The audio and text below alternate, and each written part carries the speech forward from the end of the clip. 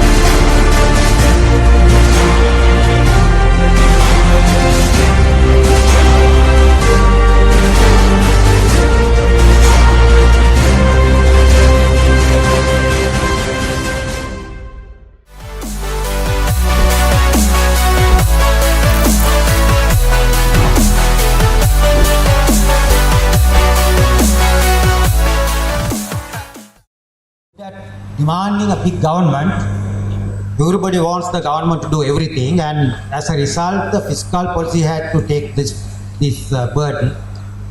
The governments in the post-independence period, all throughout the period except in 1954 and 55, they had the fiscal, what is known as the fiscal exuberance, in which the government thought that it can finance its way out into a prosperity in Sri Lanka.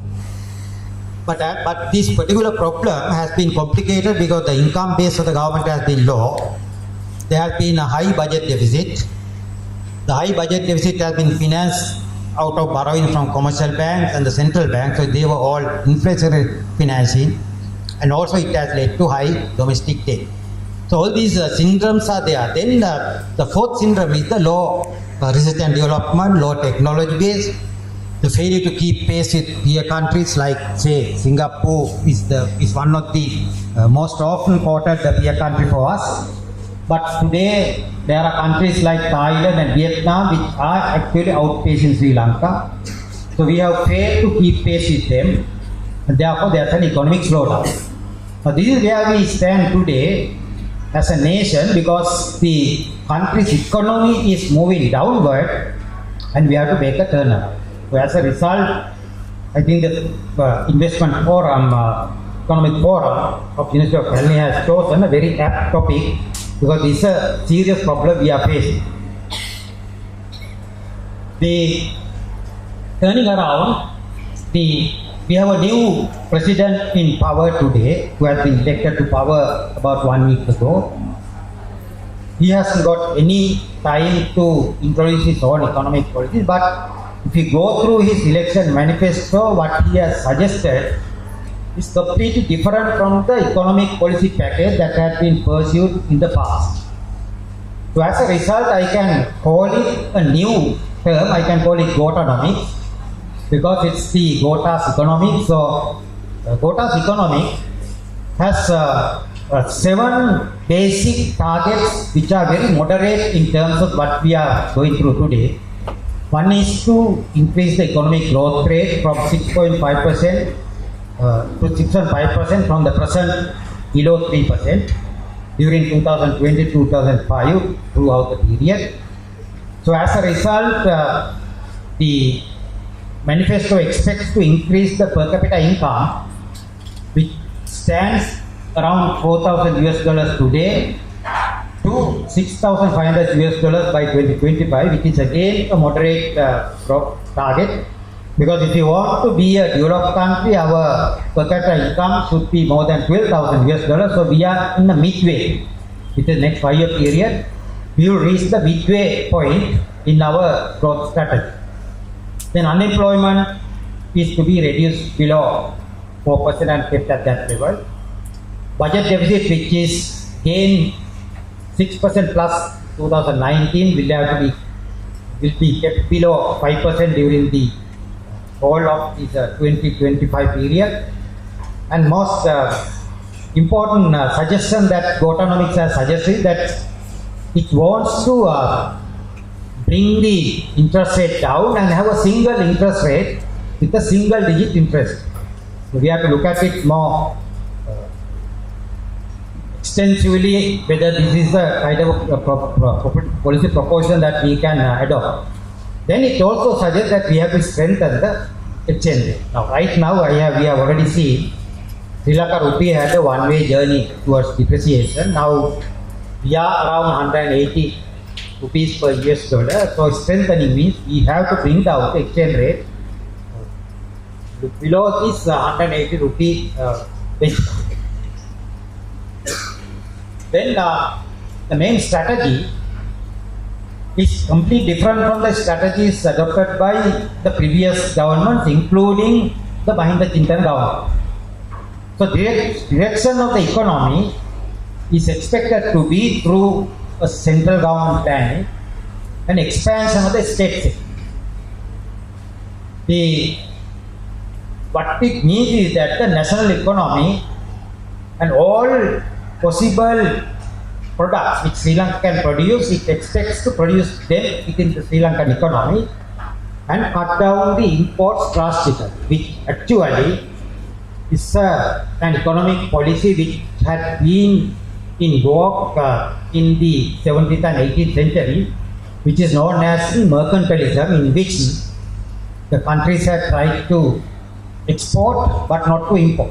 So as a result, the type of economic policy in Gotanomics is to going back to the mercantilism which the Europe countries had abandoned about 100 years ago. Then application of technological development to modernize production and export, specifically agriculture and also to the industrial sector and also service. Now these are the 3 main strategies that you find in Gotanomics, and let us look at them in very detail and then make a critical assessment of the feasibility of these main strategies. The state sector will be elevated to the prime sector in the country. The economy is to be directed by a new machinery which is known as the National Policy and Planning Commission, which should function under the president himself. Now this is similar to the growth strategy adopted by South Korea in 1960s. There was a planning body which functioned under President Park directly, and as a result, the government could direct investments in the private sector, investments in the government sector, and the government sector could function as a facility. But the difference between that policy strategy and the policy strategy in Gotanomics is that the whole economy will be led by the state sector. So there will be a state expansion, and it has announced very boldly that no state enterprise would be privatized, and it has even gone to the extent of announcing that they would introduce laws banning privatization, and as a result, all the underperforming and ill-performing state enterprises today like Sri Lankan Airlines, CEP, Ceylon Petroleum Corporation and so forth will be reformed under state ownership. For that purpose, there will be a national enterprise authority that will be established, and that authority will be in charge of reforming the state enterprises. But this is not a new thing, because even in Mahinda Chintana, we found a similar body called Strategic Enterprise Management Agency, or SEMA, which again functioned under the president, but nothing happened during his period, the whole 10-year period, with regard to the reforming or reorganization of the ill-performing or underperforming state enterprise. So we'll have to be very careful that we must, new National Enterprise Authority will have to deliver what it has promised to deliver. Then the important suggestion in Gotanomics is that he will actually uphold two main requirements which Sri Lanka has to have today, which is called meritocracy, which is a merit-based administration system, management system, and technocracy, where he will be hiring technocrats in order to deliver the product. And in order to attract them into the state sector, state enterprises, the salaries payable to those meritocrats and also technocrats will be determined based on the market salary level, which is again one of the good things. But again, we'll have to remember now, this is the strategy that was adopted by Singapore in its initial state of economic development. Since Singapore did not have a critical pool of such meritocrats and also technocrats, it had to attract such talents from abroad by paying international salary. In the case of Sri Lanka, if the country does not have the necessary talent pool readily available here, at least in the initial period, President Gotabaya Rajapaksa will have to invite the Sri Lankans who are working out to come back and work in Sri Lanka by promising them that they would be paid market-based salaries. Then the continuous training of second and third level successors in administration to upgrade the competence, because what actually we find in many government institutions and also in private, in state sector enterprises, the succession line has been completely forgotten by the top management today. So as a result, when the top management leaves, the new there is no any new people who are good enough to take over from them. Therefore, the present Gotanomics is planning to build up a succession line in the second and the third level by giving them continuous training and facilities for talent improvement. An important thing is that information and communication technology will be used extensively, not only to provide a better public service, but also to provide, to eliminate corruption, and also by then offering contracts to private enterprises. Because what we find today is when human beings are in charge of these decision-making processes, it always opens room for corruption, that when it is done by a machine, the machine has no favorite, and the algorithm that has been fed into the machine will choose the best person to get the contract. Therefore, corruption is to be kept at the minimum level by using modern information and communication technology, and his target has been to introduce technologies like blockchain into government service.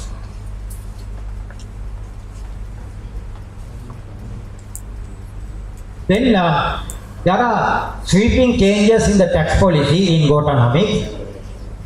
Existing Income Tax Act, Inland Revenue Act, which was enacted about 2 years ago, will be replaced by a new act. And also, there are various types of tax relief that have been suggested for businesses. The corporation income tax, which is at 28% today, will be reduced to 18%. The objective has been to allow the corporate bodies to have a higher retained income and use that retained income for reinvestment. And when the reinvestment takes place, there will be a high economic growth. And therefore, the government can get a higher tax revenue out of the corporate bodies, even though the tax rate is at a lower rate, like 18%. Then there is a multitude of taxes in Sri Lanka. Of course, for almost every possible tax base which the Ministry of Finance would identify, there's a tax. It's just like the Hindu system of deities. In the Hindu system of deities, we have 333 million gods. But for every possible new human problem, there's a new god created. For example, if it is raining, they create a new god of rain. So similar to that, in Sri Lanka also the inland tax system has been so corrupted that there have been a large number of taxes which are overlapping each other, which do not actually do any service to the to generate tax yield, and also it doesn't help the country's private sector to contribute, make a contribution which it has to contribute. So the VAT will be reduced from 15% to 8%, and the national nation building tax will be taken out. Similarly, economic services charge will also be taken out. Then the withholding taxes will also be abolished. Now again, we'll have to try to remind you, withholding tax is not a tax. It's actually a method of tax collection. If I have to pay income tax, if the tax is deducted from my income at source, it's a tax collection system, and that is what is happening today. Whenever a private sector or corporation sector employee receives an income above the free income threshold level, employer will deduct it from his monthly pay and he will transmit it to the Inland Department. So it's not a tax, even though it's popularly called pay tax, it's not a tax. So that will be completely abolished, and the tax net will be expanded so that everyone, even the students who are present here, may have to open up tax files in the future. That can be done because previously it took a large number of tax officers to manage the taxation system in the country. But the Inland Department today has a new system called Revenue Administration Management Information System, popularly known as RAMIS, which will automate the entire tax assessment system in the country. By using RAMIS technology, Inland Department would be able to manage a larger number of tax files without overstretching its capacity. So as a result, in one way we would abolish the pay tax and other withholding taxes, but on the other way, it's very easy for the Inland Department to catch all of us. For example, under RAMIS, each one of us has been given a taxpayer's identification number, which we call TIN. TIN is nothing but our national identification number without this alpha B at the end. So whenever we receive any income in the future, employers will be obliged to report to Inland Department under NIC number. So the RAMIS will immediately connect it, and if we don't fill our tax returns accurately, we will get caught. So there is a possibility that each one of us will have to open a tax file and pay taxes accurately in the future. Now that's the objective. Then the small and medium enterprises, which are known as SMEs, are to be exempted from taxes for 5 years, and the past tax areas would be written off. But this again is not a very viable proposition, because about 90% of the SMEs in Sri Lanka today don't pay tax.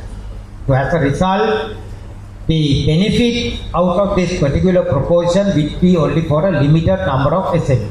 So therefore, it doesn't provide an industry-wide tax relief to the taxpayer. Then tax policy affecting business special now. Again, remember, when you abolish the pay tax and also when you abolish the withholding tax and also reduce the tax rate from 28% to 18% in the case of businesses and from 24% to 15% in the case of individual taxpayers, there is a reduction in revenue. Now that has to be compensated. It will be compensated by introducing a new special single goods and services tax which will have an exit time once the taxation level comes to the normal required level. This tax would be abolished. But in Sri Lanka's case, what we find is that when you introduce something for a temporary period, it becomes a permanent thing. So there we are running the problem of having a dual taxation system. We have value-added tax on one side, then we have a special single goods and service tax on the other side, which again is an indirect tax, and it will again complicate the Sri Lanka's taxation system. Then domestic industry will be protected by increase in tariff. Again, it's a kind of providing support to the domestic industries by increasing taxation level, so that they would be able to compete according to the philosophy underlying Gotanomics effectively with the imported goods. Taxes on religious institutions will be abolished. There is no such tax today. And we all know that even in the central bank, when we are short of coins, what we normally do is we send a truck down the Wall Road. At Alutara Bodhi, we collect the coins from there. Then we go to Devinura Devale, we collect coins there. Then we go to Katragma Devale, we collect coins there. And those coins would be exchanged by those religious institutions for hard currency notes. But they don't pay any tax there, because nobody can estimate the income that they receive by way of these the donations which people are making to these religious places. So this again, tax on religious season it's a non-event. The zero VAT on tourism industry firms, if they use local inputs up to 60%, an important tax because central bank at such a level, the value added in the tourism sector is less than 20%. 80% will have to import from other countries to maintain tourists. Now the government is encouraging the business firms in the tourism sector to increase this value added from below 20% today to 60%, but again they have used the wrong tax. The wrong tax in the sense, value added tax is actually passed on to the tourists. It's not being borne by the tourism industry firm. So as a result, the relief is not to the firm that is undertaking tourism business, but to the tourists who is coming to Sri Lanka.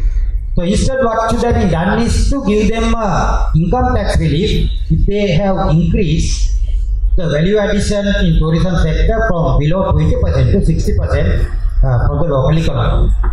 Then taxes on telephone charges and internet will be raised by 50%. Another, in my opinion, it's not a very diligent taxes, because every government has to choose the growing sectors for taxes. Even Sinhala kings used in the ancient time to tax the salt, because salt has been used by everybody practically. Without exception, everyone has to use salt. So salt was a very important tax base for Sinhala king. So similarly, the growing economy in Sri Lanka, if you look at, and when these losses are mounting, their balance sheet becomes negative, because since you are all finance students, you know, when the balance sheet becomes negative, you are no longer an institution which can continue in business. In the case of a private firm, you have to be liquidated compulsorily, but since the CPC is owned by the government, it goes through the process by getting a guarantee from the treasury. So as a result, when the guarantee is invoked by the CPC, the Ministry of Finance issues a debenture to CPC, which the CPC would encash with the lending bank, and finally, the burden is passed on to all of us as taxpayers. But if you have the fuel formula, it's only the users of fuel who will have to pay. So this is again something that has to be revisited by the new government. The withholding tax on deposits made on pensioners, senior citizens and children accounts will be abolished. Now people like me today, we are enjoying this particular facility because up to 1.5 million of interest income a pensioner for senior citizen earn is free from taxation today. In addition to that, there's a 5% final tax which I pay instead of paying 24%. Now in future, once this tax is abolished, I'll have to include that income in my tax return and I will pay at 15%. So it's a choice between 5% and 15%. So new bank named National Development Bank Investor. Now again Sri Lanka is notorious for setting up new institutions. In 2005, we were actually in 1978 we established the National Development Bank proper in order to provide term lending to business sector. In the initial years, they were able to do that because they got a credit line from ADB and the World Bank, IDA, International Development Association. What they did was they actually used the funding out of the credit line in order to lend to the business sector. Over the years, Sri Lanka didn't get this credit line. As a result, there was a shortage of funding for it. So NDB could not function continuously. As a result, they had to convert themselves to a commercial bank so that they are now depending on depositors' money. In 2005, we were not happy about that situation, so we established two such development banks. One was called the National Enterprise Bank, the other one was called the Lanka Putra Bank. Within 2 years, both banks became bankrupt because there was heavy political influence for lending. The borrowers had defaulted, capital became negative, the central bank wanted the government to close them down. So what they did was they amalgamated. In fact, the National Enterprise Bank was absorbed by the Lanka Putra Bank. Now Lanka Putra Bank is performing very badly today because its capital is negative. The government has to provide the required minimum capital of 5 billion. So on top of that, another National Development Bank is going to be set up. The cost is simply you have to provide the capital. The minimum capital requirement for a development bank today, in terms of central bank regulation, is about 5 billion. So government taxpayers will have to set apart 5 billion. Now imagine 5 billion is now, if you look at University of Caledonia, your annual budget is 2.5 billion. So that means the money that we can spend on 2 universities will have to be allocated to new National Development Bank. Then you have to hire people, you have to establishment expenditures. So you are creating an additional bureaucratic rule. So instead of using this National Development Bank, my suggestion is that there was an information asymmetry. The borrowers knew everything about himself. The banker knew only what the borrower has disclosed to the bank. So as a result, borrowers were moving from one bank to another, defaulting in the process, creating a huge loan default register there. The objective was to remove this anomaly in information so that you would be providing the information about borrowers to bankers so that they can make informed decisions. But actually what happened was they used it as a blacklist. If there's a person who has been in the default list in the grid, the banks did not lend to those people and as a result they were denied any banking facility. So what should be done is instead of tampering with the grid law, what should be done is the government to encourage banks to lend to people who are in the default list, maybe by providing them with a special guarantee. So rather than the tampering with the grid law, which again will have a long-term effects for Sri Lanka's economy. Then important thing is support will be given to re-establish all bankrupt businesses. There again, government is taking a huge risk because some of the bankrupt businesses are no longer viable. And as a result, the support given by the banking sector or by the general treasury will again establish a large number of unviable business in the country. There again, we have enormous prospect for corruption because people who have established the bankrupt business might seek favors from the government politicians. So this has to be avoided at all costs. So what I will suggest is that only viable backup business will be re-established. In agriculture, the farmers' pension scheme will be reintroduced. Again, there is a farmers' pension scheme, but unfortunately, none of the pension schemes. We have again a multitude of pension schemes in Sri Lanka, like the Hindu deity system. We have the fishermen's pension scheme, we have farmers' pension scheme, we have self-employed pension scheme. We have a pension scheme for practically everyone. But all these pension schemes are unviable pension schemes because they don't have enough funds. So at the end of the day, when the pensions are to be paid, the gap has to be filled by the taxpayer, and finally it will become a burden on the taxpayer. But there is a case for supporting providing a country-wide social security system. It's not to be done through isolated and selective pension scheme. It should be done through a universal social security system, probably by amalgamating employees trust fund, employees provident fund, and also getting some of the insurance companies into the picture so that they would be providing a fee-based pension scheme to Sri Lanka. So agriculture insurance will be reformed to enable the system to pay a higher compensation. Again a burden on the taxpayer because presently the funds available with the agricultural insurance board by way of the premium that they charge is insufficient for them to meet the liability. Always they have to depend on the treasury, and the treasury, when you try to pay a higher compensation, the treasury will have to allocate these additional monies to these people. Then because we will introduce take over unused and underused land and develop them. That will be again an important policy decision, because what could happen is that these land which remain barren and unutilized would be used by the government for productive purposes. State and private banks will be directed to introduce a simple loan scheme to rescue farmers from the clutches of informal money lenders. Now this is a big problem, because even though we are angry with money lenders, one thing we have to remember is, without those money lenders, farmers would have died long time ago. I ran the first ever microfinance system in the central bank, which is called the Isuru project. And what we did was, instead of eliminating the village money lenders, we actually emulated the village money. We followed it. Because the village money lenders we found, they were very quick in providing loans. When the farmer wants the loan today in order to buy his seed, well, we have to give the loan to him today, not tomorrow. When he wants fertilizer today, we have to give him the loan today, not tomorrow.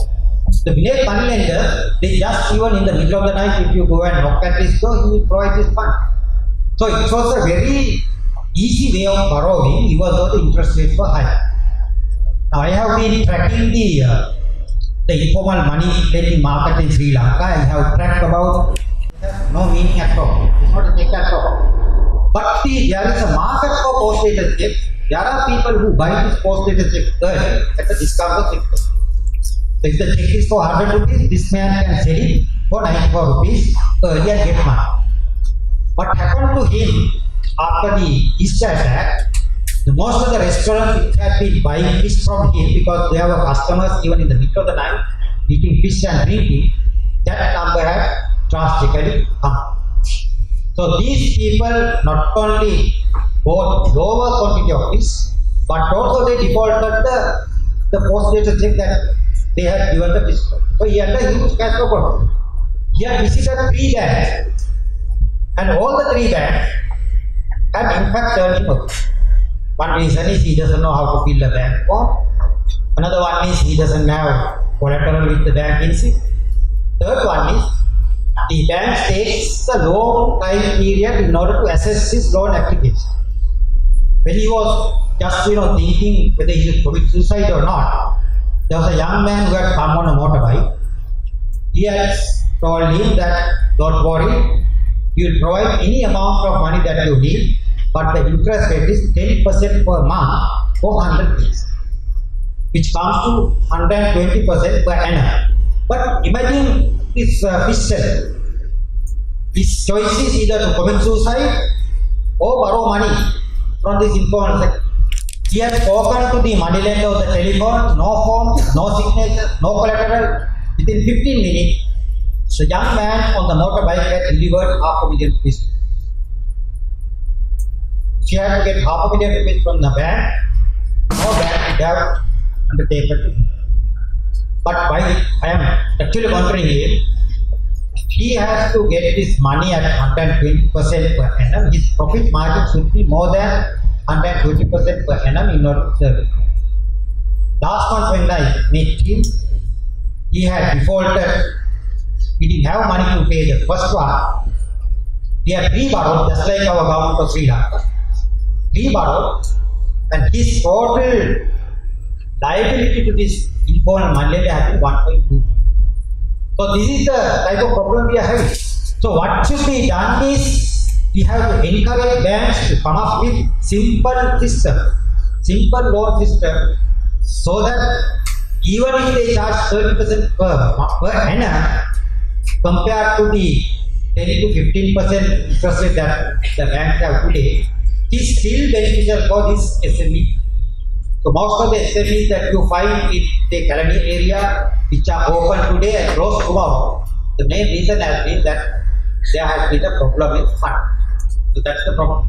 So that has to be done not by writing off the loan, but by getting banks to come up with a different type of a loan facility. So free fertilizer will be given to farmers again. Actually, problem that might be for the government for the budget in the long run, and as a result, the taxpayers will have to bear the total, because when Mahinda Chintan was introduced in 2005, the total estimated liability for subsidized fertilizer was 4 billion. But when the international fuel prices went up to say $140 per barrel, the total liability went up to 26 billion. And today, that become extremely difficult for any government to maintain this subsidized fertilizer system. So, all major commercial crops will be developed, that is tea, rubber, and coconut will be developed. So, those are the measures for agriculture. Industry, action will be taken to protect domestic industries, which again we find in this type of protection syndrome that we had in the past. Foreign participants will be restricted to business in which domestic entrepreneurs can undertake easily. If we can produce something, why should you get foreigners?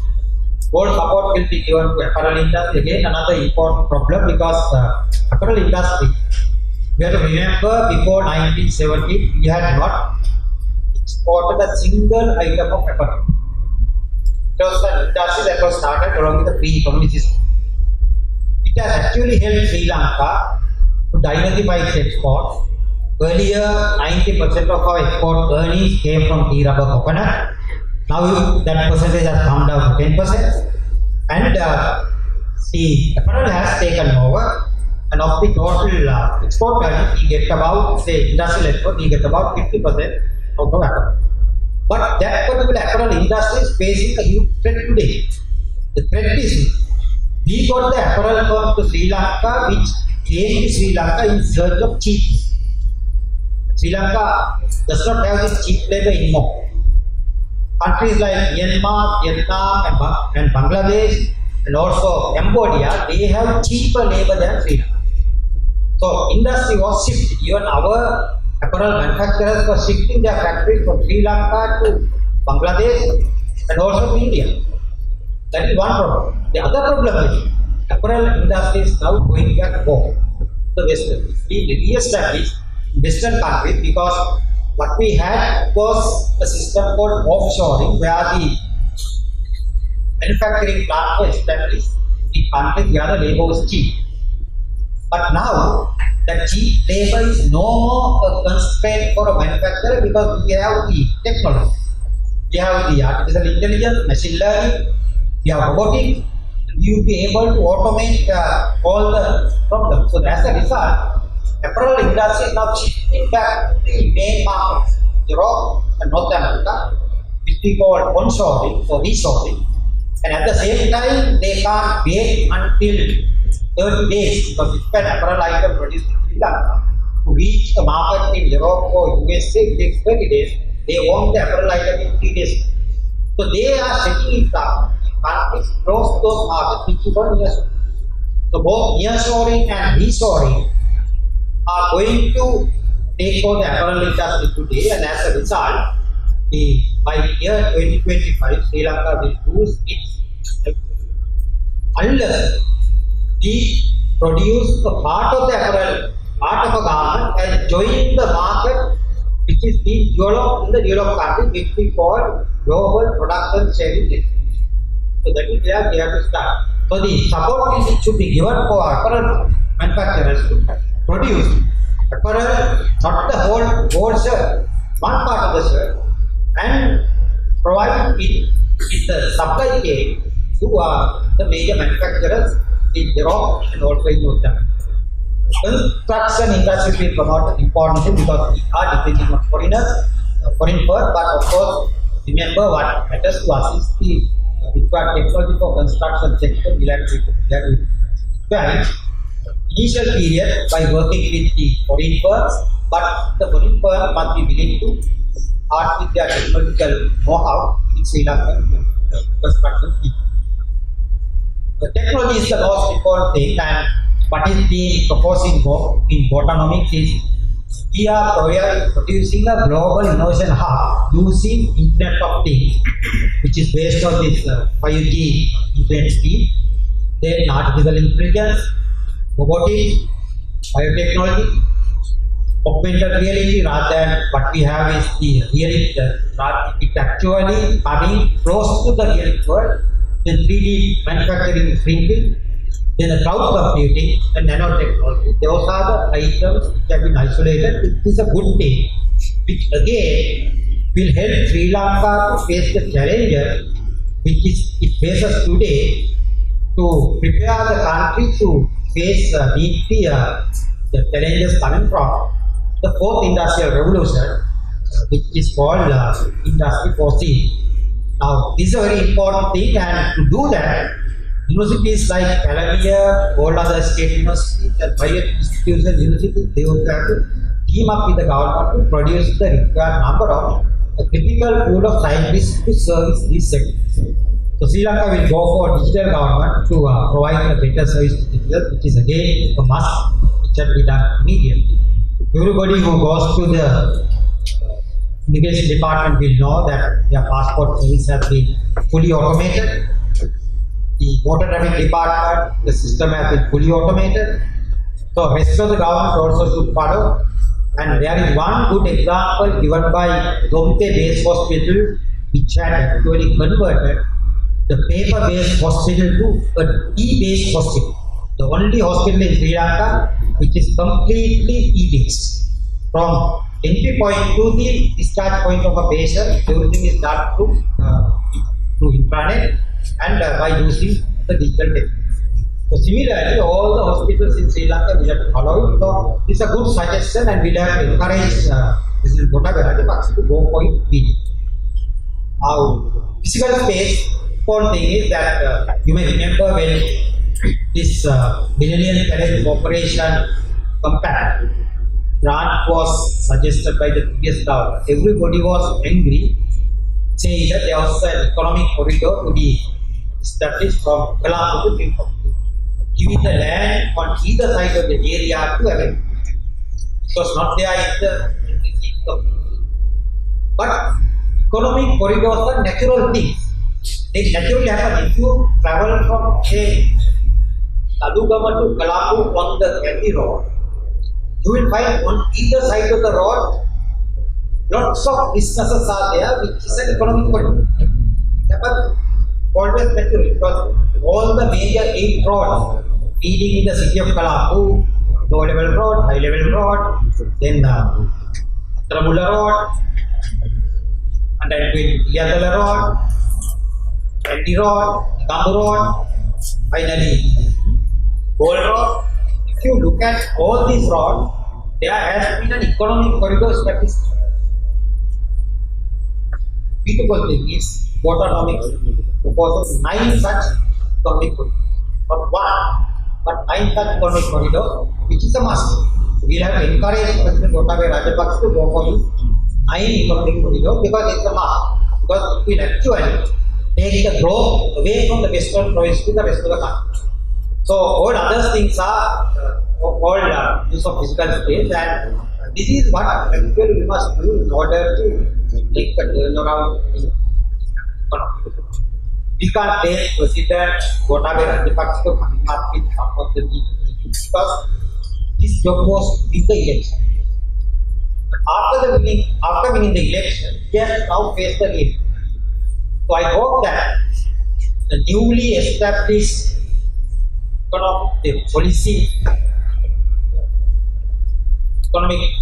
and public policy and planning commission under President Gotabaya Rajapaksa will have to reassess economy, see which one will have to be abandoned and which one have to be improved in consultation with the policy authorities like the central bank, and come up with a very comprehensive plan in order to make the turn around to Sri Lanka's economy.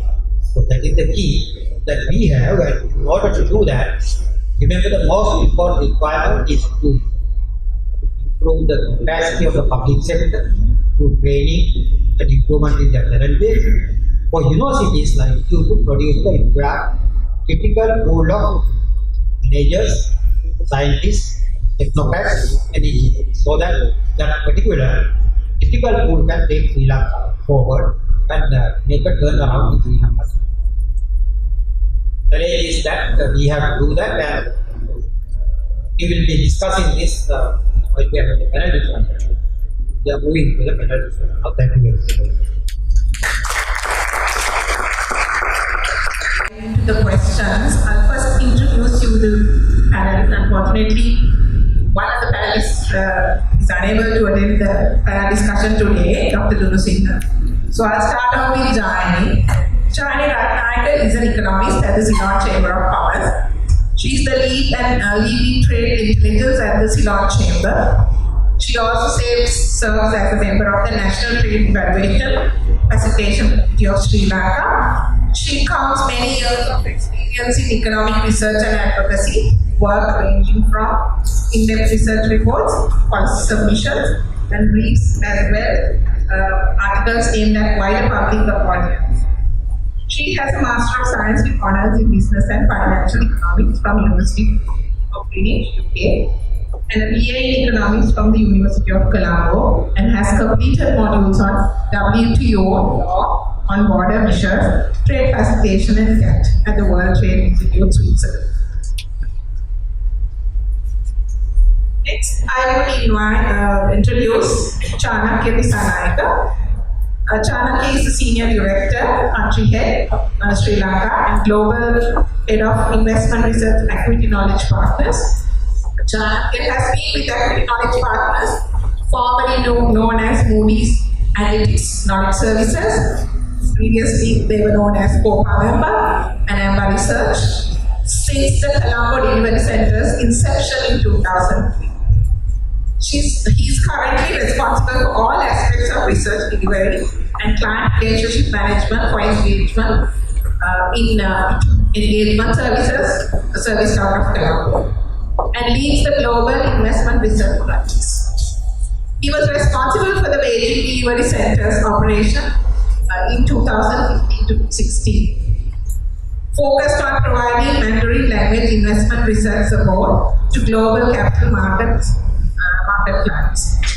He led strategic initiatives for COPA AMBA prior to its acquisition by Moody's, working very closely with the senior leadership team in seeking, evaluating, and overseeing the implementation of growth initiatives. Prior to that, Chanakya was global head of the projects and transitions team, which manages new engagement in equity and fixed income analysis. He also supervised sell-side equity sector coverage teams, credit research teams, and buy-side hedge fund teams for COPA. As global head of training and knowledge management, from 2007 to 10. He was responsible for new analyst training and the continuing education program. So the list goes on. Quite an experienced professional who has been with ABBA and now with Equity Knowledge Partners, who is representing the panel today, giving a different perspective.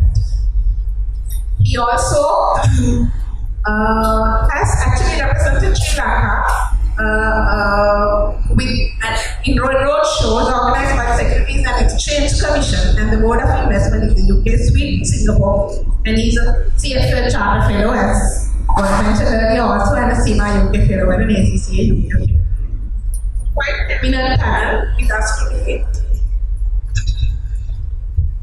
So as you all heard from Dr. Devardhana, Sri Lanka's GDP growth is not going to be rosy. Time to come. The World Bank recently decelerated the growth down to 2.7% to reach by the end of this year, as against the previously forecasted figure of 3.5. Although the CD Central Bank painted a rosy picture, the forecast of 3.5% in line with the ADB forecast as well. So Sri Lanka is only ahead of Afghanistan and Pakistan in South Asia in terms of GDP growth. The new kid on the block in South Asia, the Bangladesh, is growing at a rapid pace at 8%, and India is behind them at 7.2%. So with the new president in power, with his autonomics, he has a gigantic task and must focus on the macroeconomic fundamentals to resurrect the economy. It's not going to be an easy task, which has been aiming for quite some time. So, I would now turn to Chana first, right? So, with your experience in financial markets, sorry, before that, all of you will have to talk for 10, I mean, you have time about 10 minutes. To give your perspective, we should talk about the topic.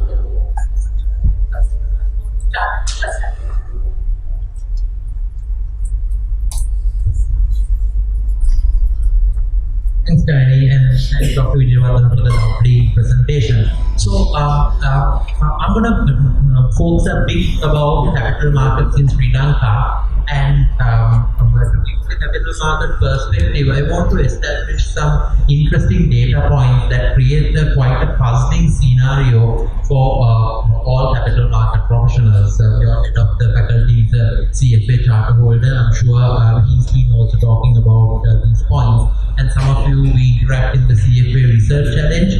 So capital markets are a very important aspect of Sri Lanka's growth story. But what has been the long run performance?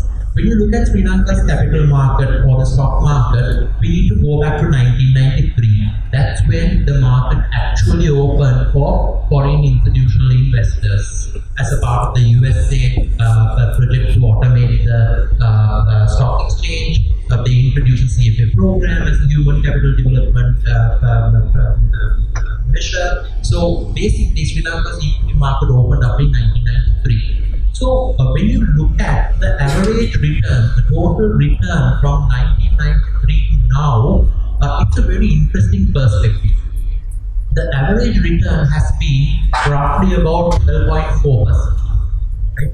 And this is even after considering three very large bull markets Sri Lankan equity market has been through. The first bull market was the 1993 bull market, where the market over a period of like 1 year went up by about 160%. Second big bull market was when Sri Lankan government and the LTT entered into a peace agreement, and over a period of 3 years, from about end 2001 to 2004, the market went up by 340%. And obviously, after the war ended in 2009, there was a very steep bull market between 2010 and 2012. During those 2.5 years, the market went up by about 377%.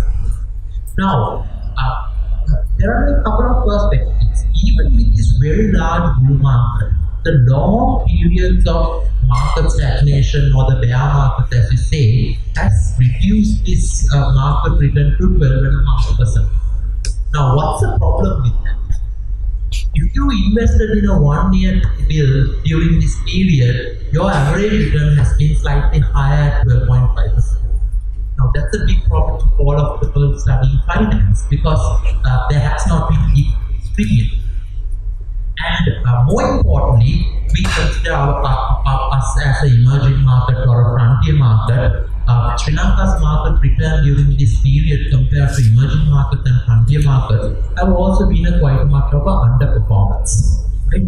Now, while this is the reason or this is the past, there are a couple of things to look at.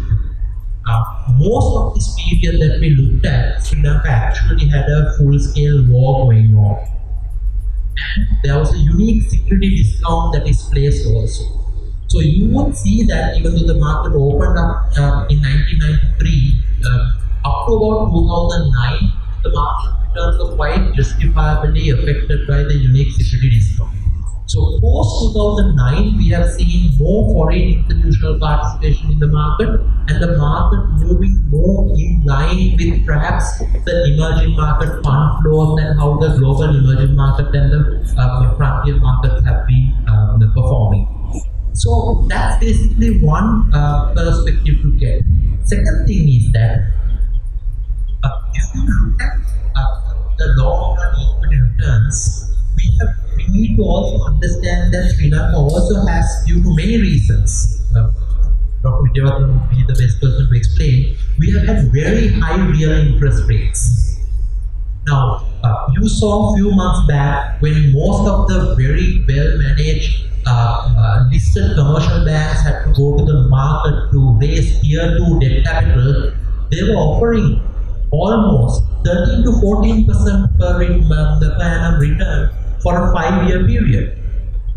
Oh, this is like a massive fixed income interest rate. So when you have real interest rates of this level, it's very difficult for equity market returns to also outperform. Now the question, as aspiring financial professionals for you and future capital market professionals, is that though during the past almost 30 years, real interest rates have been this high, given that we don't have a unique security discount going forward and we might actually start behaving like a middle income country, do you expect the real interest rates to remain at this level going forward? Because if you don't expect that, then some of our own domestic institutional investors, be it our life insurance funds, be it employee provident fund, may need to think about whether it is a good idea to keep all their money on the fixed income market. Because by looking at the past, yes, they did the right thing. The equity market did not outperform the fixed income return. So you can't blame ETF or life insurance funds for having a very high fixed income allocation. At the end of the day, as ETF beneficiaries, they have given us a return of between 10.5 to 11.5 on most years, which is a great return. But the question is, can we give this return going forward if the real interest rates come down and if the inflation also remains at the lower level that we have seen after the war ended? The second question is that with Sri Lanka now behaving more like a frontier or emerging market, we can't look at the Sri Lankan stock market or even sometimes even the interest rate environment completely in isolation from global fund flows. As you know, emerging market returns in the past couple of years have been depressed because of one major reason. US has been seeing the largest sustained bull run in its capital market history. Basically, it is almost a 9-year of continuous economic expansion and a 9-year bull market.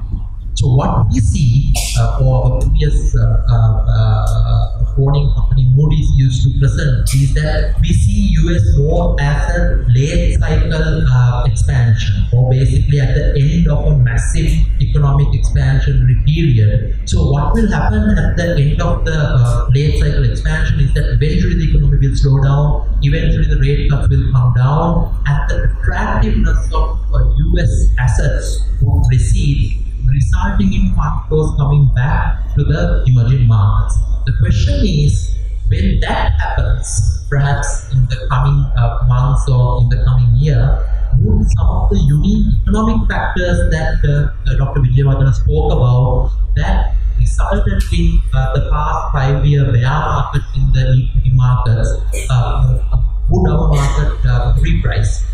The issue is that, as you know, our growth rates after about 2014-15 have gone from perhaps the high end of the regional spectrum to the lowest end of the regional spectrum. So if some of these catalysts, whether it's political or economic, result in our growth trajectory going back to about 5 to 6% levels, you would see that some of the factors that reduce the market valuations to these levels would be removed. The last thing that I want to highlight is that you can't talk about the capital market without talking about the debt market.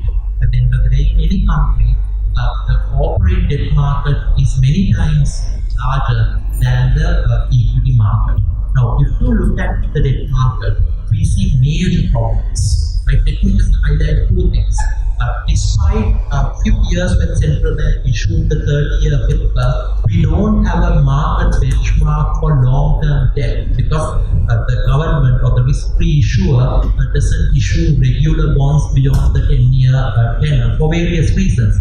But this creates major issues. A, this creates asset liability mismatch issues for long-term investors like life insurance funds. It also removes a very important funding source for long-term infrastructure projects. Just look at our own expressway network. Over the next 5 years, we are going to have an expressway network, toll road network covering the entire country. So some of the countries that built toll roads in the 1980s were able to issue long-term securitized debt, which is securitized future toll receivables, which is a very predictable cash flow as the security to issue a long-term debt to raise some of the capital requirement for these expressway projects or to recover some of the spending and by retiring some of the debt through this long-term lower cost debt. And it is very important because these kind of like 20-year, 30-year paper will be very valuable for long-term investors like life insurance funds or the ETF. So that's basically the one point. Second thing is that look at our own residential mortgage market. Right? We have a major problem. India has a far less per capita income, but you see the residential mortgage penetration at a much higher level. Right? We have a major issue in people not being able to afford their own residential investments because the residential mortgage loans are expensive, and one of the reasons is that our Sri Lankan banks are still in the first generation of the lending model. When they originate a 20-year mortgage loan, they have to carry it in the balance sheet till maturity. That creates massive issues because you're always running out of capital, you need to raise more capital, it depresses your return on assets and return on equity. But in most other developed countries, you have a securitized debt market where after some time of letting the loans settle down and after a period of regular servicing, you basically go to your collateralized the housing loans as a debt instrument and you sell it to long-term institutional investors again like the ETF and the life insurance funds who would like to have a 20-year maturity. And that gives another source of liquidity for these banks to increase further residential lending. And I just want to highlight that this was done once. And again, I'm not sure the reason why. I remember in 2001, at the time of the more private sector-oriented management, the People's Bank was working, they did at least 1 or 2 tranches of securitized residential mortgage, securitized paper, which was purchased by long-term insurance funds and things like that. So these are few things we may want to look at to support a turnaround story from a capital markets perspective. Thank you, guys. Quite a comprehensive approach on the capital market, Chanakya. Now let me ask Jayani to give her perspective. Yeah. First of all, I would like to thank the faculty for inviting me for this very wonderful forum. And I think it's very valuable for the students to really have a forum like this to really get the exposure what's really happening in the business world, etc. So building from the speech that's given by Dr. Vijayawardena, a very good diagnosis of the economic growth, and also picking from Chanakya as to why the economic growth is fundamental for the growth in capital markets as well. I thought I'll touch upon another aspect that's very important in this growth model, which is trade. So during this brief 10 minutes I've been given, I'll bring some perspectives on how trade can act as an accelerator in economic growth. So I think Sri Lankan economy is at a very important juncture right now. We've had an election, we've got a new president elected, and we are also in detail discuss what sort of policy has been laid out by the president as well. And so Sri Lanka is US dollar 89 billion economy right now, and this year we graduated to upper middle income level as well. So that also brings to us many economic challenges that the country will have to face in the coming years. And at the same time, when we focus on what's really happening in the international arena, what we see is that there are trade disputes between leading countries like China and US, the trade war, and then we also on a day-to-day basis get updates on Brexit and related issues. And also we hear stories about the investment flows really slowing down a bit. So that's on the external front. And then when you also focus on other things that are really happening, we also hear about new trends that are coming up, especially with the industrial revolution, what we very commonly know as IR 4.0. And that is also coming up with new economic and social opportunities for countries to embrace as well. So within this context, let's see how trade can really be an accelerator for Sri Lanka. So when I look at trade, what I really understand is Sri Lanka has been a trading nation since ancient times. So it's actually something that's embedded in our DNA.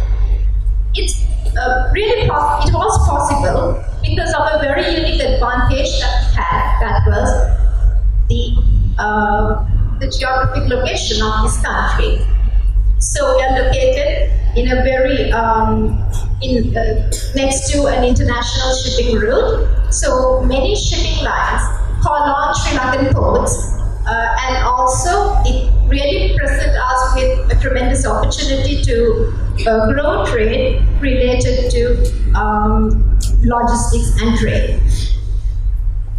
And when you also look at how the global trade flow is growing, what we also see is that now about 2/3 of the global trade happens through global production networks. And what's really interesting about these global production networks is that now Asia is really becoming the engine of global growth in global trade. So you see increasingly production and consumption happening in Asia. And Asia is also home to a growing middle class. And Sri Lanka happens to be in the doorstep of such a big country, India, which is home to 1.3 billion people. So when you look at all these things and look at what sort of opportunities this presents for us, I think there are many areas that Sri Lanka can really pick on and can drive on if it only really has a very proactive approach to achieve this. So let's look at 3 such opportunities that we can embrace immediately, actually. So Sri Lanka currently has 4 free trade agreements. 3 trade agreements are bilateral in nature. We have with India, with Pakistan, and the recently signed Singapore agreement. And then we also have regional agreement with the members of the South Asian region. And Sri Lanka is also in the process of negotiating 3 comprehensive trade agreements with 3 vibrant economies in Asia, which is India, China, and Thailand. So if Sri Lanka can really negotiate these agreements and finalize it, and to Sri Lanka's strategic advantage, Sri Lanka will have access to a market of 2.9 billion people, which accounts for 39% of the world population. So that is only through FTAs, bilateral FTAs. And apart from that, we also have other trading arrangements with our two biggest trading partners, which is the USA and EU through the GSP schemes. So Sri Lanka should proactively engage in a strategy to sort of expand our trading engagements with strategic partners. But what's really important in this is that we have to very carefully design these trade agreements according to our strategic requirements and also based on very wide stakeholder consultations. So then we can really use it to the benefit of the economy. So the second point that I would like to touch upon is one of the recent agreements of the World Trade Organization, very popularly known as TFA, or the Trade Facilitation Agreement. This is a very interesting agreement to discuss, to bring to today's discussion, because the Trade Facilitation Agreement was the first agreement that was negotiated by the World Trade Organization since its inception in 1990. So Trade Facilitation Agreement came into existence because of many of the issues the multilateral system had. For example, we all know that the WTO, the multilateral system, is a very consensus-driven system. So if you are to really make a decision on something, for example, if we assume this is the WTO and the member countries, we all have to have consensus on that decision. So the decision-making process is very slow. So it's not really moving at the pace at which the countries want it to move. So as a result of this, many countries, member countries of WTO, started short-circuiting the multilateral regime and started entering into small trade pacts with having FTAs, etc., because they can then design agreements that really cater to the requirements of their economies. And as they entered into FTAs, also what countries realized was sometimes that you don't really get the intended outcome through FTAs because there are many other issues related to trade. For example, there is a tariff liberalization, or you bring down the import duty through the FTA, but you don't get the intended outcome or the benefit because there are many other barriers that are present out there.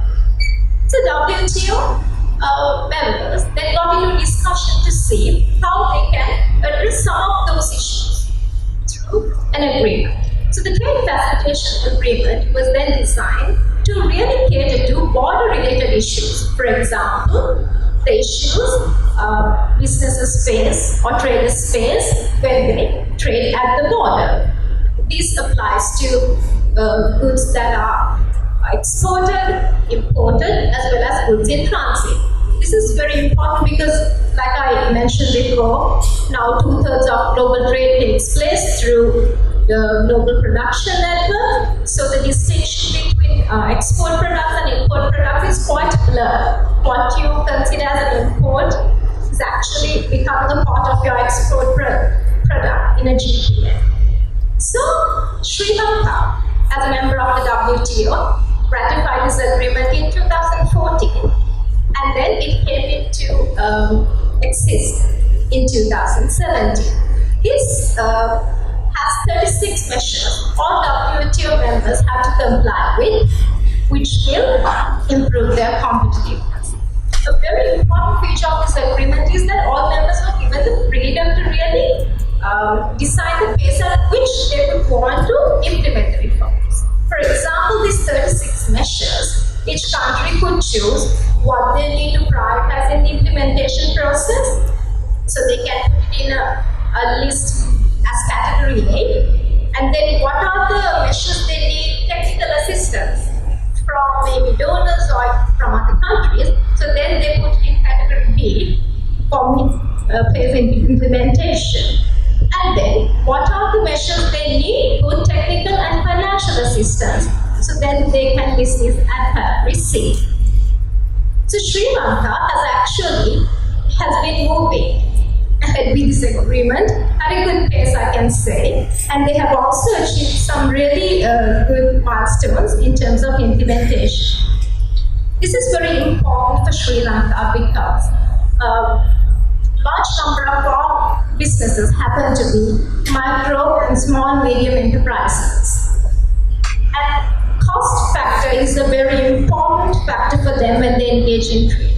Also access to information. So there are measures, for example, a trade information portal has been established in Sri Lanka under the Trade Facilitation Agreement. So anyone can now access the trade information portal, which is online, to access information with respect to the rule book on trade, about to understand what are the procedures involved, what are the forms they have to fill, etc. So I think TFA implementation will be a game changer for Sri Lanka because to a large extent it can also bring benefits which cannot be achieved by a mere tariff reduction. And in implementation, Sri Lanka is also trying to go beyond what is required by the WTO, because the WTO agreement is designed to cater for all. But if we go beyond the WTO requirement, for example, the information portal requirement was not a digital one, to have an online one. But Sri Lanka has gone a step beyond and implemented a digital one, also accessible in all 3 languages. So wherever possible, Sri Lanka has to go beyond the requirement of the WTO and go for TFA plus implementation. So that only will help us to enhance the trade competitiveness. And the third point I would like to bring to our notice is Sri Lanka has to also look at other important reforms, especially to resolve the domestic barriers we have. We often point our finger to other countries or things beyond the border. But when you really look at what's really hindering trade in Sri Lanka, we understand there are lots of domestic barriers that we need to resolve. So Dr. Wijewardene in his speech very nicely mentioned about these gods. So that's exactly one of the biggest issues we have in trade. We have a tariff structure which is not really helping trade, the competitiveness. So one of the first things that we have to do is we have to really rationalize the current tariff structure. We have import duties and a plethora of other levies, taxes that are imposed, which really brings our effective tariff rate to a very high level. So when you are working on a GPM sort of a setup, that's not really helping. And it's also imposed in a very ad hoc manner. So as a result, when the Sri Lankan producers sometimes want to bring down something to be used as an intermediate good, that could be taxed at a very high rate. But if you're importing the same good to be sold in the market, there's zero duty on that. So that needs to be carefully looked at, and there needs to be speedy resolution to that matter as well. And the final matter that I would like to point out is there needs to be a very serious emphasis by the government to see how the quality infrastructure can be improved. Because now, Sri Lanka, we know, we don't have the scale like China, India. So when we compete in the global trade, we will have to really look at other aspects that can really improve our competitiveness, and quality is one of those. So there needs to be great emphasis as to how we can improve the quality of the products that we export and the quality of products we import as well, looking from a more consumer perspective. And in these matters, trade can really act as a growth accelerator for Sri Lanka. Thank you. Thank you, Jan. Quite a comprehensive, a different perspective actually looking at trade. Now I'll come back to Dr. Wijewardene. Dr. Wijewardene, you mentioned the autonomics. They are very clear that they will never privatize any of the state-owned enterprises, and they will in fact go to the extent of bringing registration to prevent them. Now, as you know, that 245 state-owned enterprises are there, and public sector employs about 1.3 3 million employees, and also as equivalent to like our 3-wheel drivers in the country also 1.1 million. So just imagine, no disrespect to the government servants, I'm saying, so we have a very highly, I wouldn't say unproductive, we could make the public sector more productive in a meaningful manner so that the economy can benefit through those activities. So out of the total 245, I think they have identified 55 SOEs who are strategically important for the country. I mean, if you look at Petroleum Corporation, CEB, then Sri Lankan Airlines, then you have CTB, Sri Lanka Transport Board, and one is not. Okay, so those are the main ones. So tell me now, in circumstances when these SOEs are running at a huge losses and not really contributing positively to the economic growth, how are they going to implement that? Just would like to get your thoughts on that. Thanks, Jaini. In fact, the manifesto of President Gotabaya Rajapaksa has not given details. But we can presume that he had, when he took over the presidency, as well as when he appointed the limited number of cabinet ministers, he made the announcement that all ministers will have to appoint directors and senior officers in these corporations based on their qualifications. So one factor on which we can depend in order to restructure them is the bringing down of the good managers and good technocrats to these corporations and allowing them to run them profitably so that they will not become a part of the burden for the taxpayer. But there again, the problem for him is, as I have mentioned in my speech also, the availability of such managers locally, and other countries have tried to resolve it by getting people from outside. And we can see in one case, the Sri Lankan Airlines, it was run by the Emirates. We had a foreign CEO, and when in 2001, when the airport came under attack by LTTE, the biggest casualty was the Sri Lankan Airlines because about 6 of the aircraft that they had bought were completely destroyed. So as a result, they were not able to operate their things. So what was done under the foreign CEO was that they went into a complete reform program. They cut down all the uneconomic routes. Instead of owning aircraft, they went for leasing so that the company doesn't have to bear responsibility if they are destroyed by LTT again. They came up with a massive early retirement scheme so that the people who are in excess in the Sri Lankan Airlines were given a chance to retire. So there was a massive reform program done under him. The result was within 2 years, the loss-making Sri Lankan Airline was turned around and it became a profit-making one, and it in fact contributed to the treasury also by paying taxes and also dividend. So likewise, if we get good people from outside, give them a time-bound goal plan, and tell them in advance that if they fail, that they will be fired and could be replaced with good suitable people, probably within the state ownership, some of these companies can be turned. So that's actually my reading of his speech before the ministers. I know you don't have that much of visibility in the Gotanomics on details, but what about, we also in the past have had a lot of successful public-private partnerships. If you look at the Port of Colombo, SAGT is one such great example.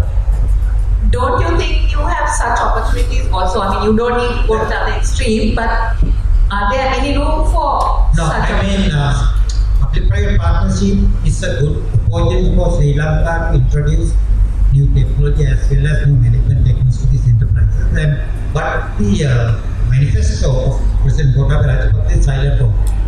So probably way, I hope that the new Economic Planning and Policy Commission will take that into account and will go for such a proposal, because without that it will be impossible for Sri Lanka to do it alone from domestic resources. Thank you, Doctor. Chanakya, I'll put a different question to you. I mean, even in Dr. Wijewardhana's speech also, he spoke about the importance of micro and small and medium enterprises. And they are the engines of growth. I mean, 75% of our GDP is from these two sectors. And also the SMEs actually provide 45% of the employment, contributing to 2% of the GDP. And MSMEs account for 1 million businesses and provide employment to 2.3 million. So it's a huge impact to the business. So, I mean, the biggest issue with this sector is, like Dr. Wijewardhana also mentioned, the access to finance. Now, the instruments available is in the unorganized sector because of various reasons that he mentioned about. So, I mean, how can you formalize this unorganized sector, and so that they also can quickly have access to finance and come out of this cycle and then contribute to the economy so that they also can grow faster than what they are expecting. Yeah. So, I mean, in our opinion, I mean, as capital market professionals, we always believe that the market itself is a great decider. A free market promotes businesses that are viable. It also kills the businesses that are unviable, so that the capital allocation becomes very, very, very effective. We talk about how Japan was on the top of the economic charts by the end of 80s, and then it had a long multi-decade loss period because they didn't allow some of the unviable businesses to grow. Businesses to die down because of the stagnation in the banking reforms, etc. If you look at Sri Lanka's SME sector, I actually beg to differ in a slightly different way. When you talk about SMEs, these are not only low value added, low tech, agriculture related industries. Now, if you go to a place like Arugambe, or if you go to a place like Alva, you see quite a bit of owner operated tourism businesses that are doing amazingly well. Really great ratings. They are offering a unique experience, what I call like a uniquely curated experience. Someone who's very well known to me, who is on a very high-paying IT industry job, left his job to start a small and medium enterprise offering curated mountain bike tours. Right, and he's doing really well with actual revenues coming in from the first year of operations, and I mean, doing something that is economically viable. So, if you look at our own IT startups, right, these are also small and medium enterprises. They are not short of capital at all. There are like so many good software developers that are leaving companies that are publicly listed, multi-billion revenue enterprises, to join these startups with only 2 people. Right? If you go to a place like the Hatch, you see 20-30 startups being incubated. None of them are short of capital. So I think it is about the fundamental, the factor of the business viability. I think we need to recognize one unique thing about Sri Lanka, which is both a blessing and a curse. We are a very unique welfare middle income country. If you look at our welfare measures, you can, everyone knows about the education and the healthcare elements. But if you look at the farmer support is not only fertilizer support that, as Dr. Wijewardhana said, that some years it was over 30 billion. It is also the fact that we spend massive number of billions of US dollars on very large irrigation projects. Right? Who benefits from Moragaha project? Do you know how much it costed? It is at the rate is taxpayer funded, right? Whether it's debt or things. At the end of the day, it all goes to a large agrarian society that only has 1/4 of the people employed but we have a massive development spending. The issue is that most of this money is going to one of the lowest economical viable agriculture product called the paddy cultivation. And we are pumping billions. If you look at the urea subsidy, the amount of free irrigation done, the capital expenditure for new irrigation projects, the amount is massive. Just think about it. If you instead convert it into a direct income support, right? Nowadays the welfare economics are talking about in the developed world how the American low-income family should be given minimum guaranteed income so that the kids can go to college. Right? If you look at this massive subsidy spending that is happening, if you convert it into direct income support, perhaps those families will have a choice. Are we going to use this money to put it on a low-yielding paddy field, or are we going to give a good education to our children so that they can be software engineers, or they can be trained chefs that are of short supply in the tourism industry? How come when you go to Shangri-La, you see Malaysian, you see Filipino staff? We have a massive labor shortage on one part of the growth elements of the economy. When companies like us, we can double in size in Sri Lanka if we have a larger supply, and there are plus 20 other companies like that.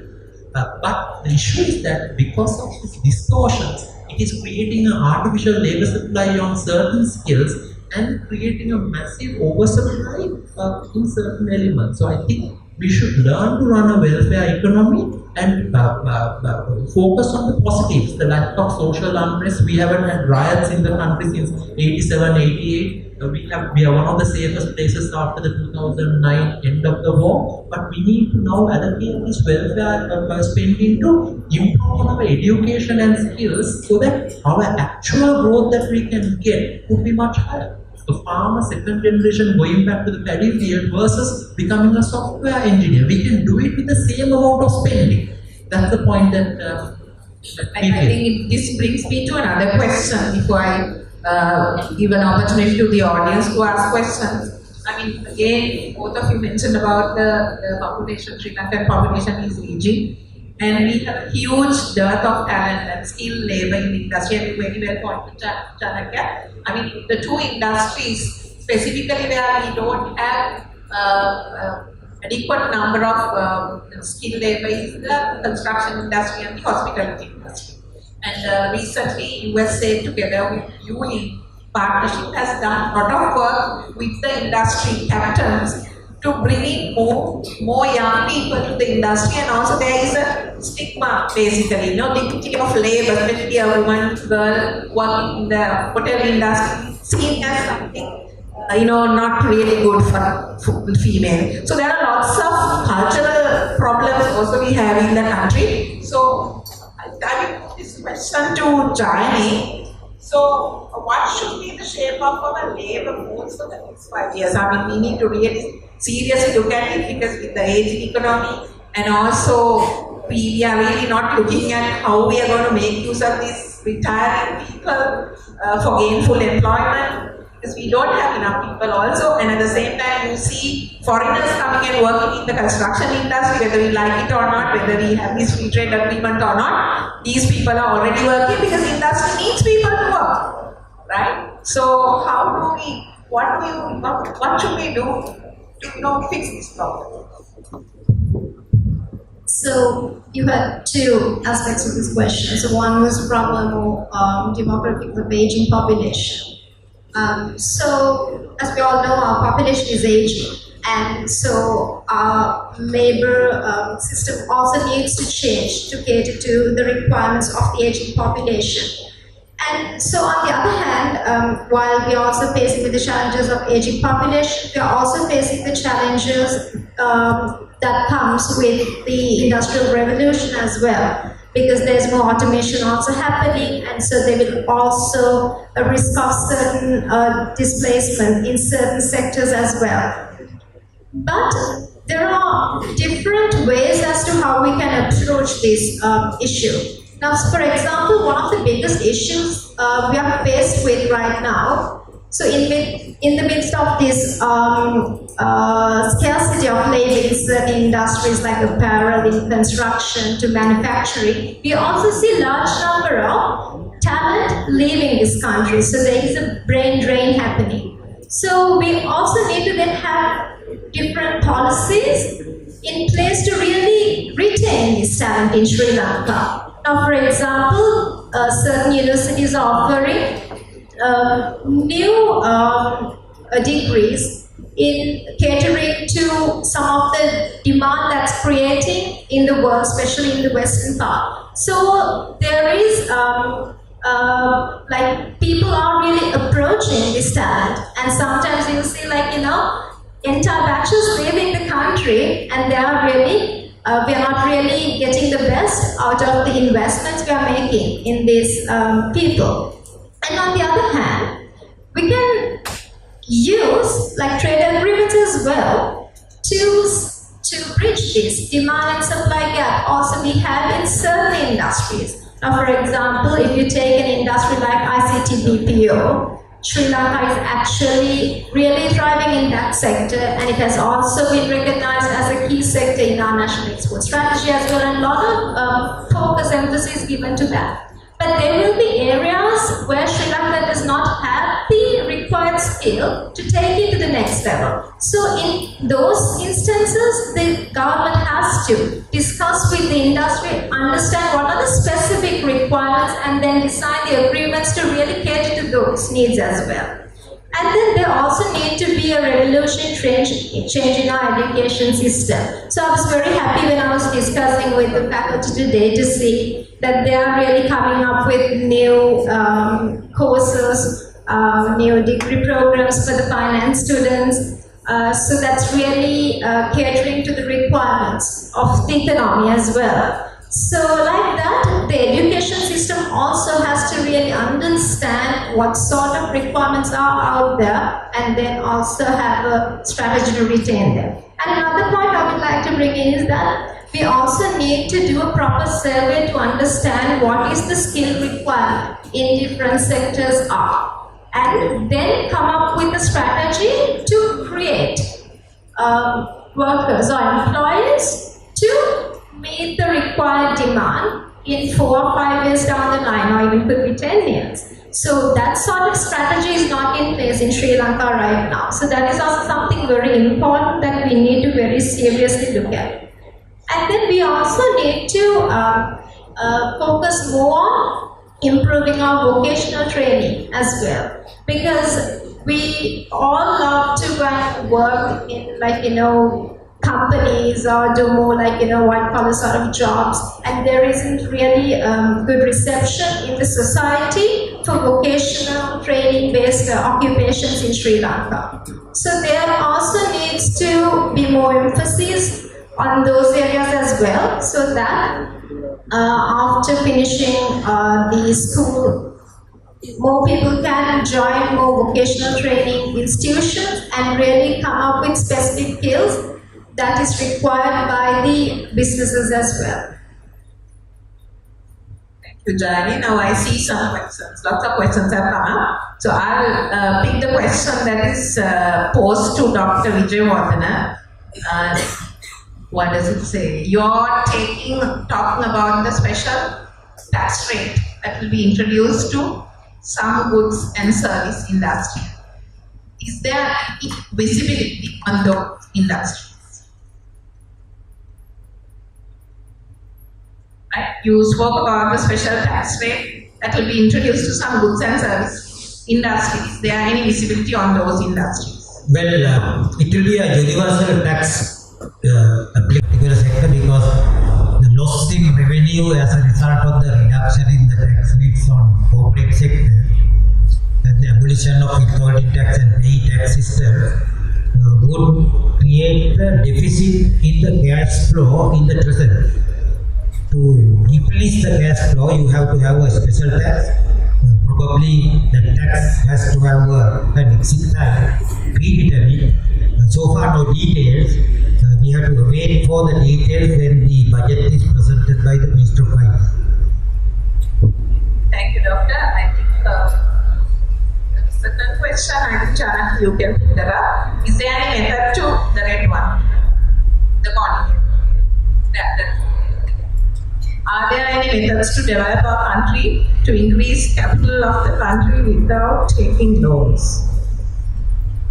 I think this is like, more straightforward one. I mean, the country is also like a business. At the end of the day, if you have certain amount of income that comes from your tax sources and your income from the institutes that you own and run the income, and then you have your expenditure of your government services and all the welfare measures that you provide. And more importantly, there is also the investment that you have to do on measures of like capital, the formation in the country, whether it's universities, whether it's hospitals, whether it's expressways, etc. So it is a choice we make as a country, as Dr. Vijayawardhan explained before. We have been having very high recurrent expenditure. We have run a welfare country by all means, going beyond the traditional welfare measures of education and healthcare to basically providing de facto family income support through a very large private sector that is for the size of our population and for the size of our economy. So we have been running very elaborate welfare state. The question is that can our revenues support the welfare state? Second thing is that are there ways of making this welfare spending more economically return generating? Again, the question is, would you want to spend, let's say, $1 billion on a water reservoir that is only feeding a negative income or economic value creating industry like paddy farming?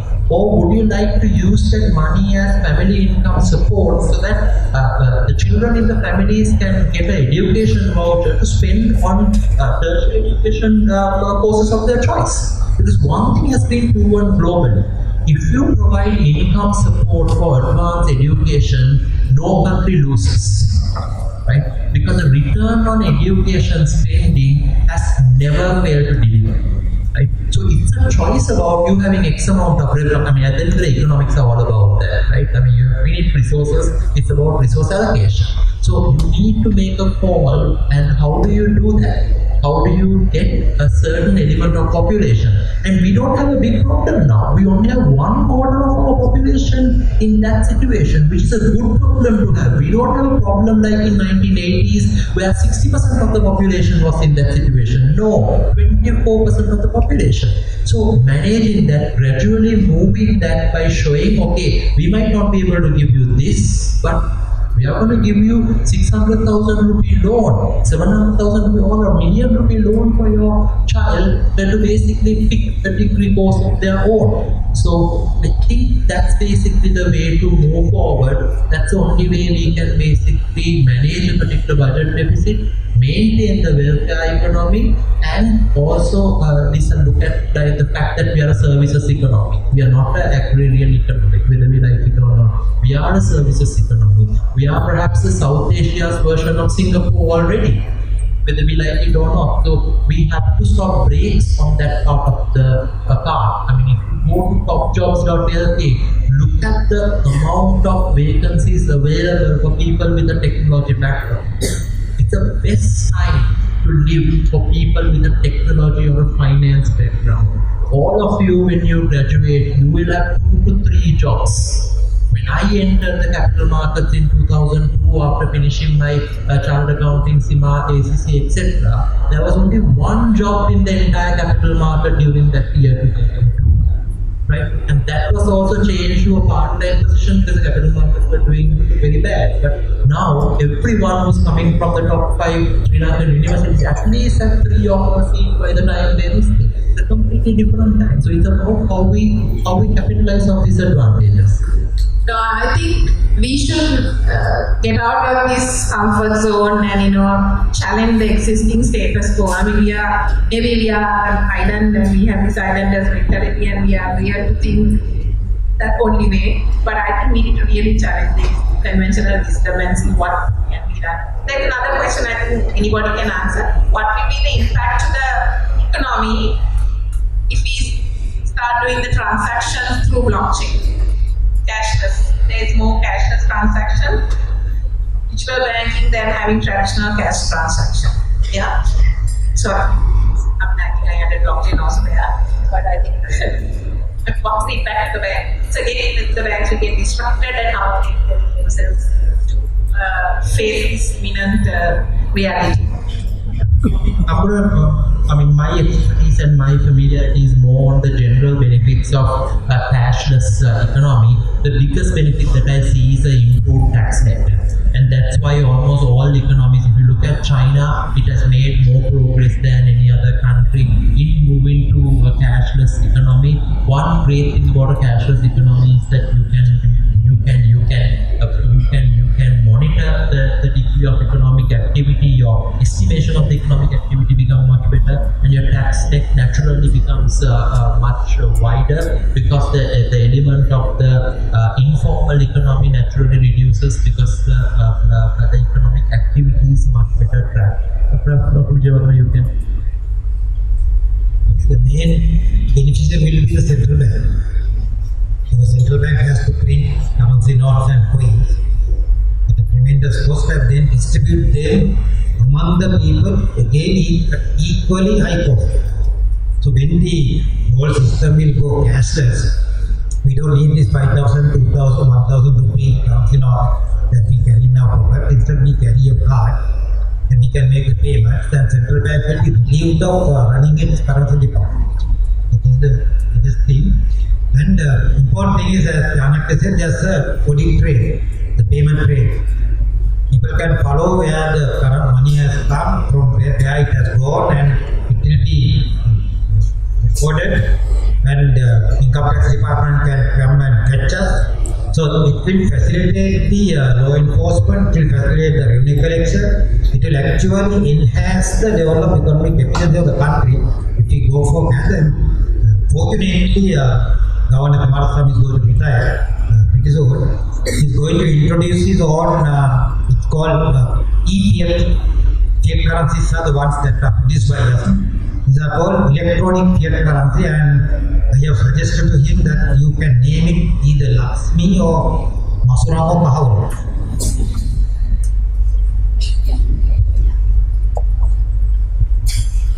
Just want to add a point to that. So apart from the banking system, so that cashless paperless system is also now very widely discussed in the trade regime as well. So the WTO trade facilitation agreement that I mentioned before also has requirements for countries to implement national single window, which is a paperless system, a cashless system for trade. So once all these things connect, and if we can also have that connectivity through a digital ID for Sri Lanka, it can really bring economic benefits that we have not seen before, and as well as improve the risk management system to a great extent as well. Okay, I'll come back to, I have two interesting questions that I thought I should ask from Jan. Now, in Godenomics again, he speaks about reducing imports and increasing exports, and looking at the different profile of the exports and all that. Now, if you reduce the imports, then we are actually losing our chances of tapping into the global value chains, because Sri Lanka is in a strategic location located in the BCS East-West route, and you see the biggest 40% of the world energy transportation is happening across Sri Lanka. So with Hambantota and Colombo Port being at the epicenter of the Indian Ocean, and how can we make that dream a reality? Because you need to import and do the value addition and tap into the global supply chain, especially the Chinese in any way do that with the processing zones and all in the area. So how can we just go together?